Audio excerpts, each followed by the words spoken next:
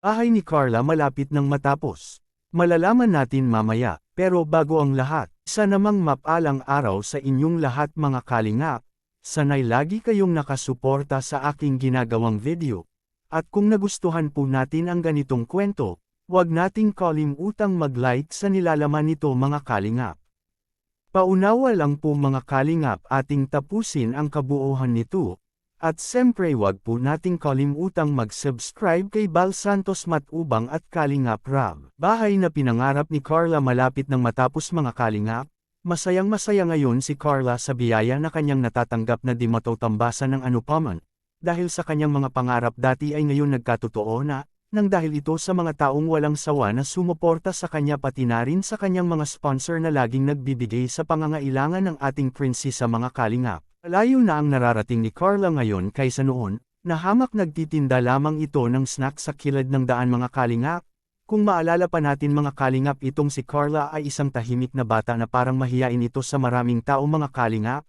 Kaya siya nagsumikap noon nang dahil sa kanyang mga pangarap na sana makaahon sila sa kahirapan at mapagawa ng maayos na bahay ang kanyang mga magulang mga kalingap. Kaya nang napansin ito kay Kalingap Rab, tila nagbago unti-unti ang takbo ng kanyang kabuhayan ngayon nang dahil ito sa mga magagandang opportunity na kanyang natatanggap mga kalingap.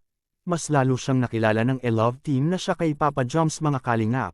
Dahil kakaiba ang kanilang tambalan na ating napapansin sa mga episode na ipinapalabas kay Kalingap Rab mga kalingap, o dahil kaya ito sa sweet at kilig na nadarama ng mga fans pati na sa mga viewers nito mga kalingap. Di naman maitatanggi ng maraming tao na nakasubaybay sa dalawa, dahil palaging patok sa mga manunood ang kanilang mga video na ipinapalabas na teleserye mga kalingap.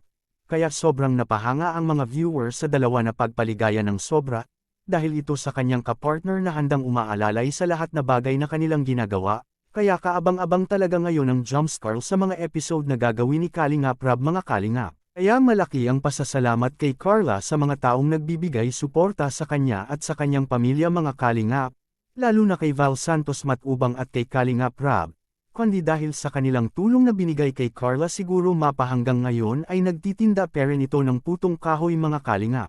Di naman nagkakamali ang Team Kalingap sa pagtulong kay Carla, dahil marunong itong tumano na magandang loob at pinahahalagahan niya ang mga tulong na kanyang natatanggap sa mga taong naniniwala sa kanya mga kalingap. Ngayon makikita po natin ang mga fans at viewers sa mga taong nanunood sa kanya na ang kanyang isa sa pangarap ay nagkakatotoo na ang kanyang bahay mga kalingap, na malapit ng matapos mga kalingap. Kaya sobrang tuwa ang kanyang nadarama lalo na sa kanyang mga magulang na laging nakasuporta sa kanya. At Papa Joms may pahabol na malaking surprise para kay Carla mga kalingap. Ano kaya ito? Malaki kayang pera ito? Tara sabay-sabay tayong panuorin ang malaking surprise na ibibigay ni Papa Joms mga kalingap. Let's go.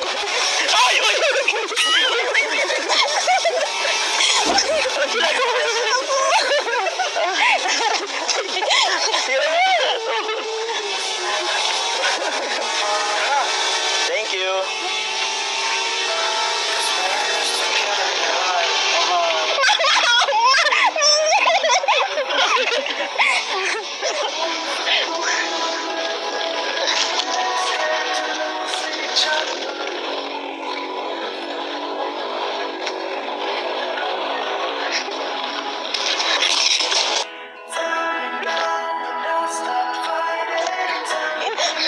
Banyak ka dyan, May.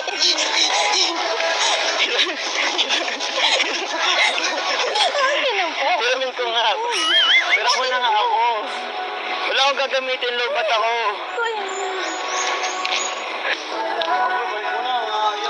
Wag na. Wala ka man ang gagamitin. Sabi ka muna, I love you. Ano ba ako? Ang lakas na rampas, bro. Grabe, nagsaselos ka na. Wala na nga. Huwag mo ba? Oh my God! Ito, ibabalik ko, ibabalik ko. Baranda po dyan! Ibabalik ko na. Sige po. Oh, ito.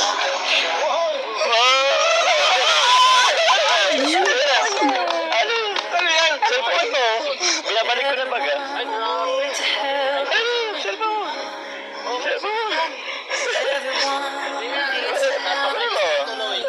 Binabalik ko nga. Pera po. Ah? Pwede mo naman ako. Buksan mo. Buksan mo. Buksan mo. Ako pinaprang ka natin yun eh. Buksan mo na nga kasi. Buksan mo. Buksan mo nga kasi. Ito naman para sa naman sa'yo. Ikaw na po. Ikaw na. Nanginginig. Malaki nga mga kalingap, isang iPhone Pro Max na nagkakahalaga ng malaki.